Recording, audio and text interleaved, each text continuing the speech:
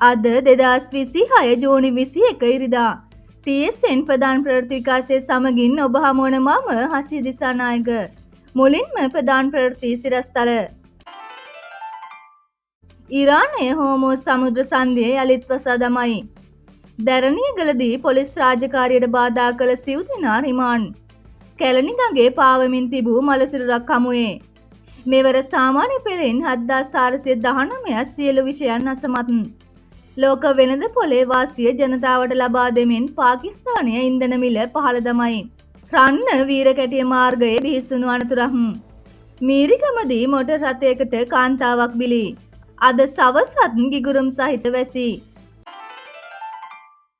ඉරානය හෝමෝස් සමුද්‍ර සංධිය යළිත් වසා දමයි. ලොව ප්‍රධානතම සහ සංවේදීම මුහුදු ගමනාගමන මාර්ගය වන හෝමෝස් සමුද්‍ර සංධිය සියලුම නෞකා සංක්‍රමණ කටයුතු සඳහා වහාම ක්‍රියාත්මක වන පරිදි සම්පූර්ණයෙන්ම වසා දැමීමට ඉරානය පියවරගෙන තිබේ. ඉරාන මධ්‍යම අර්ධන මූලස්ථානය විසින් නිකුත් කරන ලද හදිසි නිල නිවේදනයක් උපුටා දක්වමින් විදේශීය පුවත් සේවා මේ බව ඊයේ රාත්‍රියේ වාර්තා කර ඇත. ඉරාන රාජ්‍ය මාධ්‍ය වාර්තා කරන පරිදි මීට දින කිහිපයකට පෙර ප්‍රංශයේ වර්සායිහිදී ඉරාන ජනාධිපති මසූඩ් පෙසෙස්කියන් සහ ඇමරිකානු ජනාධිපති ඩොනල්ඩ් ට්‍රම්ප් අතර අත්සන් තබන ලද ඓතිහාසික කරුණු 14කින් යුත් අවබෝධතා ගිවිසුම ඇමරිකා එක්සත් ජනපදය සහ ඊශ්‍රායලය විසින් බරපතල ලෙස උල්ලංඝනය කර ඇත. ටෙහෙරාන් පාලනය විසින් හෝමෝස් සමුද්‍ර සංධිය වසා දැමීමට ශ්‍රණික තීරණයක් ගෙන ඇත්තේ එම උල්ලංඝනය කිරීම වලට ඍජු ප්‍රතිචාරයක් දැක්වීමක් වශයෙනි. විශේෂයෙන්ම මැද පෙරදිග සාමය උදෙසා ලෙබනන් කලාපය තුළ ඇති කරගෙන තිබූ සටන් නිරාම එකඟතාවයන් මුළුමුලින්ම බිඳ හෙළමින් ඇමරිකානු අනුග්‍රහය ඇතිව සිදු වූ යුදමය ක්‍රියාකාරකම් මෙම තීරණයට ඍජුවම හේතු වූ බව ඉරාන ආරක්ෂක අංශ අවධාරණය කර සිටී. ස්විට්සර්ලන්තයේදී දෙරට අතර මූලික සාකච්ඡා ආරම්භ වී පැය කිහිපයක් ගත වීමටත් මත්තෙන් මෙම බිඳ වැටීම සිදුවීම විශේෂත්වයකි. දැරණියගලදී පොලිස් රාජකාරියට බාධා කළ සිව් දෙනා රිමාන්ඩ්. දැරණියගල ප්‍රදේශයේදී මත්ද්‍රව්‍ය වැටලීමක නිරත වූ පොලිස් නිලධාරීන්ට පහර දී රාජකාරියට බාධා කළ පුද්ගලයන් සිව් දෙනෙකු එළඹෙන ජූලි මාස 3 වන දින දක්වා රක්ෂිත බන්ධනාගාරගත කිරීමට අවිස්සාවේල්ල මහේස්ත්‍රාත් අධිකරණය නියෝග කර තිබේ.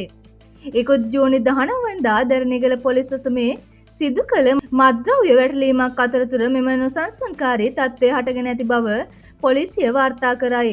දැරණියගල පොලිස් ස්ථානයේ නිලධාරීන් කණ්ඩායමක් ලද තොරතුරකට අනුව අයිස් මත්ද්‍රව්‍ය වැටලීමක් සඳහා ගිය අවස්ථාවේදී එහි සිටි පිරිසක් පොලිස් නිලධාරීන් සමග දැඩි බහින්වස්සීමක් ඇති කරගෙන තිබේ.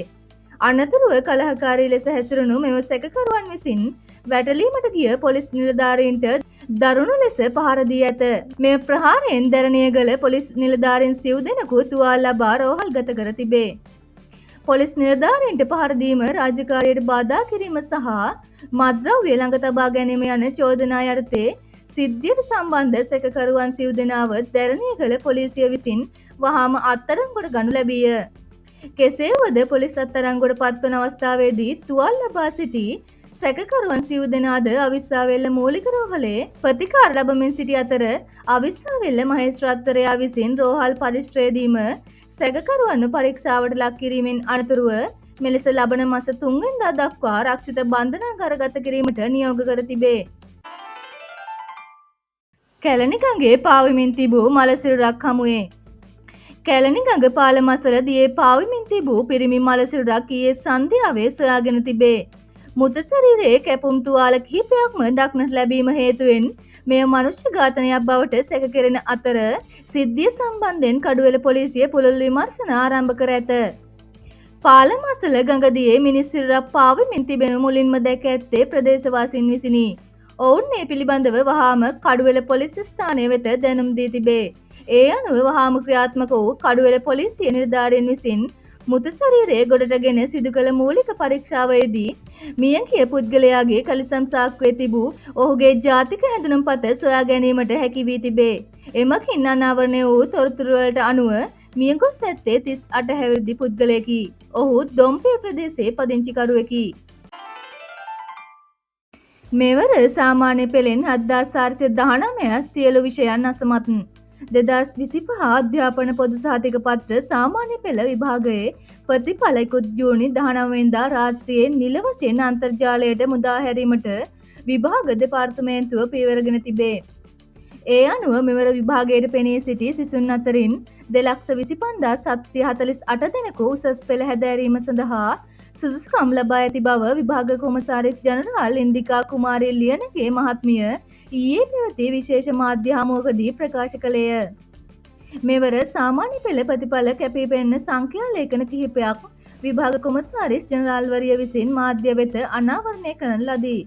ඒ අනුව සිසුන් 11,790ක් විෂයන් 9ටම විශිෂ්ට සාමාර්ථ ලබාගෙන ඇත. ඉන් 11,651ක් පාසල් අයදුම්කරුවන් වන අතර 139ක් පෞද්ගලික අයදුම්කරුවන් වේ. තවද මෙවර විභාගයට පෙනී සිටි සිසුන් අතරින් 7,419 දෙනෙකු පෙනී සිටි සියලුම විෂයන් අසමත් වී තිබේ.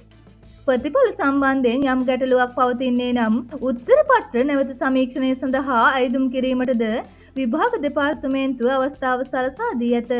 ඒ අනුව එළඹෙන ජූනි 25 වෙනිදා සිට ජූලි 8 වෙනිදා දක්වා කාලය තුල විභාග දෙපාර්තමේන්තුවේ නිල වෙබ් අඩවිය ඔස්සේ ඒ සඳහා මාර්ගගතව ආයදුම් කළ හැකි බව කොමසාරිස් ජනරාල්වරිය වැඩිදුරටත් සඳහන් කළේය. ලෝක වෙළඳපොලේ වාසිය ජනතාවට ලබා දෙමින් පාකිස්තානය ඉන්ධන මිල පහළ දමයි. ඇමරිකාව සහ ඉරානය අතර ඇති වූ සාමකාමී වටපිටාවත් සමග ලෝක වෙළඳපොලේ බොරතෙල් මිල ගණන් සීක්‍රයෙන් පහත වැටීමේ ඍජු ප්‍රතිලාභය එරට පරිභෝගික ජනතාව වෙත ලබා දෙමින් පාකිස්තාන රජය දේශීය ඉන්ධන මිල ගණන් විශාල අගයකින් පහළ තැනීමට පියවරගෙන තිබේ. පාකිස්තාන අග්‍රාමාත්‍ය සෙබාස් ශරීෆ් මහතා විසින් ඊයේ පස්වරුවේ නිකුත් කරන ලද විශේෂ නිල නිවේදනයක් මගින් මේ බව තහවුරු කර ඇත. අග්‍රාමාත්‍යවරයාගේ නියෝගයට අනුව පෙට්‍රල් ලීටරයක මිල පාකිස්තාන රුපියල් 74කින් පහළ දමා ඇති අතර ඒ අනුව එහි නව මිල පාකිස්තාන රුපියල් 299ක් දක්වා අඩු වී ඇත. ඩීසල් ලීටරයක මිල පාකිස්තාන රුපියල් 67කින් පහළ දමා ඇති අතර එහි නව මිල සටහන් වන්නේ පාකිස්තාන රුපියල් 311ක් ලෙසයි. ඉකුත් පෙබරවාරි මාසයේදී මැද පෙරදිග කලාපය තුළ ඇරමුණු ඉරාන ඇමරිකා දරුණු යුද ගැටුම් හේතුවෙන් ගෝලීය ඉන්ධන සැපයුම් මාර්ගවලට දැඩි බාධා එල්ල වූ අතර ඊට සාපේක්ෂව පාකිස්තානයද දේශීය වශයෙන් ඉන්ධන මිල ගණන් විශාල ලෙස ඉහළ නැංවීමට පියවරගෙන තිබුණි. කෙසේ වුවද ඇමරිකානු ජනාධිපති ඩොනල්ඩ් ට්‍රම්ප් සහ ඉරාන ජනාධිපතිවරයා ඓතිහාසික සාමක විසුමකට එළඹීමත් සමග ලෝක වෙළඳපොලේ බොරතෙල් මිල අඛණ්ඩව වසරකට පෙර පැවති මට්ටමටම කඩා වැටීම හේතුවෙන් එහි පූර්ණ සහනය තවදුරටත් රජයේ සන්තකයේ තබා නොගෙන පොදු මහ ජනතාව වෙතම ලබා දීමට තීරණය කළ බව අග්‍රාමාත්‍ය සෙබාස් ශරීෆ් මහතා අවධාරණය කර ඇත. රන්න වීරකැටිය මාර්ගයේ බිහිසුණු අනතුරක්. හම්බන්තොට හුංගම පොලිස් සෙසමට අයත් රන්න වීරකැටිය ප්‍රධාන මාර්ගයේ පුස්තකාල මාවත අසලදී සිදු වූ දරුණු රියානතුරකින් 53 හැවිරිදි පුද්ගලයෙකු ජීවිතක්ෂයට පත්ව තිබේ. පොලිසිය සිදු කළ මූලික විමර්ශනවලදී අනාවරණය වී ඇත්තේ වීරකැටිය දෙස සිට රන්න දෙසට අධික වේගයෙන් ධාවනය වූ යතුරු පැදියක් පුස්තකාල මාවත අසලදී මාර්ගයෙන් නිවතට පැන පෙරළී ගොස් ඇති බවයි. අනතුර සිදු වූ අවස්ථාවේදී යතුරු පැදියෙන් විසිවී මාර්ගය මත ඇද වැටුණු පැදිකරු සිදු වූ බරපතල තුවාල හේතුවෙන් සිහි නැතිව තිබේ. අනතුර දුටු වහාම ක්‍රියාත්මක වූ ප්‍රදේශවාසීන් තුවාලකරු රෝහල් ගත කිරීමට පියවරගෙන තිබුණි. කෙසේ වුවද රෝහලේ දැඩි සත්කාර ඒකකයේ ප්‍රතිකාර ලැබමින් සිටියදී ඔහු ජීවිතක්ෂයට පත්ව ඇති බව රෝහල් ආරංචි මාර්ග තහවුරු කළේය. මීරිගමදී මෝටර් රථයකට කාන්තාවක් බිලි. ගම්පහ මීරිගම දිවුලපිටිය ප්‍රධාන මාර්ගයේ රේන්දපොළ ප්‍රදේශයේදී මෝටර් රථයක් පාලනය කරගත නොහැකිව මාර්ගය අයිනේ ගමන් කළ පදික කාන්තාවකගේ ගැටීමෙන් සිදු වූ ක්‍රියානතුරකින් 72 හැවිරිදි කාන්තාවක් අවාසනාවන්ත ලෙස ජීවිතක්ෂයට පත්ව තිබේ. පොලිසිය සිදු කළ මූලික විමර්ශනවලදී අනාවරණය වී ඇත්තේ රේන්දපොළ ප්‍රදේශයේ සිට මීරිගම දෙසට අධික වේගයෙන් ධාවනය වූ මෝටර් රථයක වේගය පාලනය කර ගැනීමට එහි රියදුරට නොහැකි වී ඇති බවයි. එහිදී මාර්ගයෙන් නිවතට පැන ඇති මෝටර් රථය එම අවස්ථාවේ පාරායිනේ ගමන් කරමින් සිටි මෙම පදික කාන්තාවගේ ගැටී ඇත.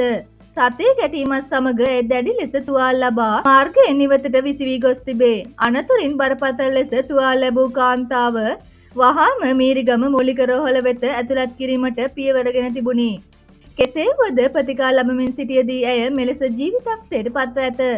මෙලෙස මියගොස් ඇත්තේ රේන්දපොළ මීරිගම ප්‍රදේශයේම පදිංචිව සිටි 72 වැනිවැනි කාන්තාවකි. අද සවස ගිගුරුම් සහිත වැසි බස්නාහිර සබරගමුව සහ වයඹ පළාත්වලත් ගාල්ල මාතර මහනුවර සහ නුවරඑළිය දිස්ත්‍රික්කවලත් වැසි වාර කිහිපයක් ඇතිවිය හැකි බව කාලගුණ විද්‍යා දෙපාර්තමේන්තුව පවසයි.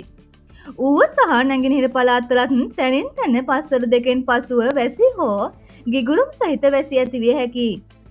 මධ්‍යම කඳුකරයේ බටහිර බෑවුම් ප්‍රදේශවලත් උතුරු මැද වයඹ සහ දකුණු පළාත්වලත් ත්‍රිකුණාමලය දිස්ත්‍රික්කයෙන් විටින් හමන පැයට කිලෝමීටර් 30ක 40ක පමණ තරමක තද සුළං ඇතිවිය හැකි. ගිගුරුම් සහිත වැසි සමග ඇතිවිය හැකි తాවකාලික තද සුළං වලින් සහ අකුණු මගින් සිදුවන අනතුරු අවම කර ගැනීමට අවශ්‍ය පියවර ගන්නා ලෙස කාලගුණ විද්‍යා දෙපාර්තමේන්තුව ජනතාවගෙන් කාරුණිකව ඉල්ලා සිටී.